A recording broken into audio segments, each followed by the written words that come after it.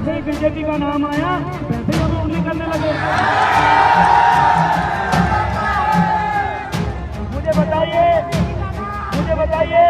ये देश बीजेपी के हिसाब से चलता है या संविधान के हिसाब से? तो आपने बोला छिंदवाड़ा में लोगों ने ये सोचे हैं कि जितनी मेहनत हमने कर अभी कितना बड़ा फायदा दिया है हमने गोंडवाना गणतंत्र पार्टी को। आपने देखा होगा कांग्रेस की न्यू हिला दी हम लोग ने, सिर्फ छिंदवाड़ा में नहीं पूरे प्रदेश में। गोंडवाना गणतंत्र पार्टी के युवा चेहरा देवरावन भलावी और युवा नेताओं को टी राजा के बयान का विरोध करना और मुस्लिम समाज के पक्ष में आना उनके लिए भारी पड़ गया है। इसी पर आज के वीडियो में हम चर्चा करेंगे। आदाब, नमस्कार, आप देख रहे हैं HK न्यूज। मैं हूं आपके साथ हाशिम खान। राजनीति में अक्सर कहा जाता है कि जो जनता की आवाज उठाता है उसका कद बढ़ता है, लेकिन छिंदवाड़ा की धरती में एक ऐसा वाकया हुआ जिसने सबको हैरान कर दिया। टी राजा के विवादित बयान के खिलाफ जब कांग्रेस और सत्ता पक्ष ने चुप्पी साध रखी थी, तब गोंडवाना गणतंत्र पार्टी के दो युवाओं प्रशासन की नींद उड़ा दी और गोंडवाना गणतंत्र पार्टी के उभरते चेहरे देवरावन भलावी और प्रवीण धुर्वे ने सड़क में उतरकर प्रशासन को चेता दिया। लेकिन सवाल यह है कि क्या इसी साहस की कीमत उन्हें अपनी ही पार्टी में चुकानी पड़ रही है?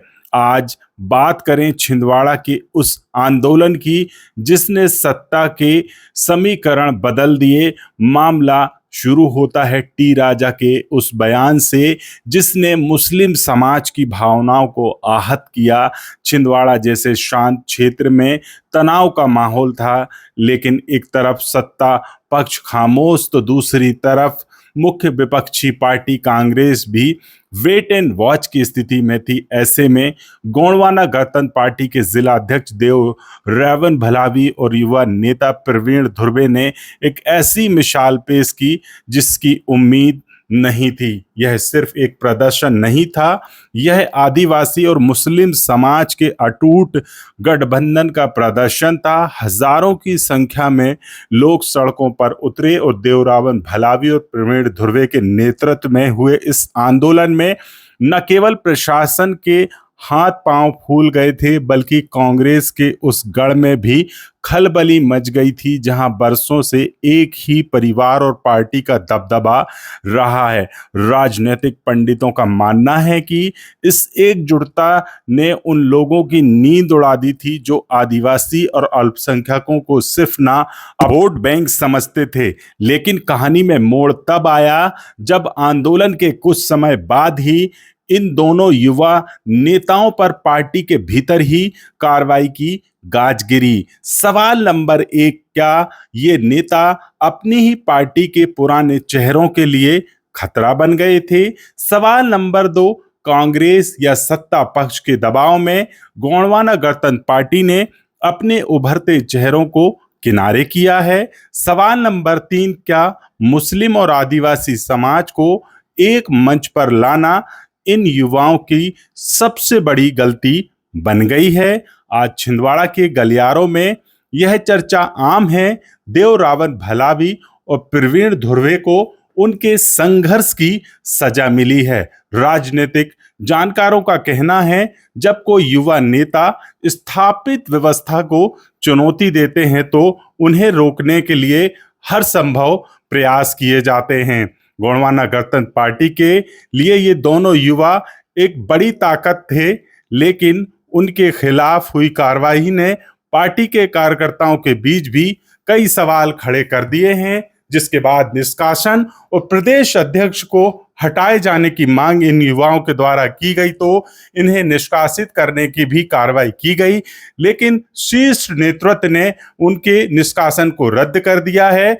आइए सुनाते हैं छिंदवाड़ा में उस समय जब इनका आंदोलन मुस्लिम समाज के पक्ष में हुआ तो इन युवा चेहरों के क्या कुछ बयान थे और इस मामले को लेकर आपकी क्या राय है, कमेंट बॉक्स में जरूर बताइएगा। इस पर हमारा वीडियो आपको कैसा लगा? भाई सुनो सुनो सुनो, जैसे ही बीजेपी का नाम आया वैसे ही हम उंगली करने लगे।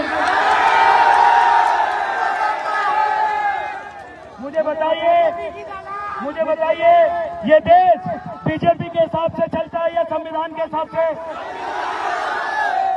तो आपने बोला कि तुम रैली लेकर मत जाओ। हम इस बात पे यहाँ पर चर्चा कर रहे हैं। हमको लगा कि तुमने इसलिए ये सब बोला कि हमारे पास परमिशन नहीं है और हमारे लोग भी यहाँ कम दिख रहे हैं। तो मुझे लगता है एक और बड़ा आंदोलन विद परमिशन के साथ होना चाहिए। मुझे बताओ, एक बार नजर घुमा के देखो, क्या पूरा आदिवासी और पूरा मुसलमान समाज आया था? देखो यहाँ भाई, इधर सुनो। जब सामने वाला व्यक्ति कानून के हिसाब से नहीं, पब्लिक और जनसैलाब दिखा के हमारे ऊपर दबाव बन रहा है, तो क्या हम नहीं बना सकते?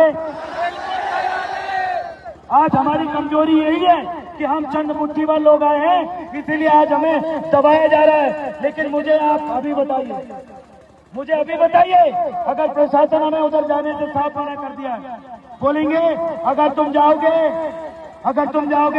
तो FIR।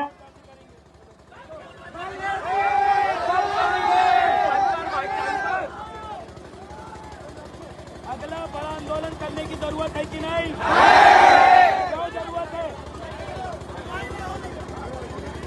क्यों जरूरत है? क्योंकि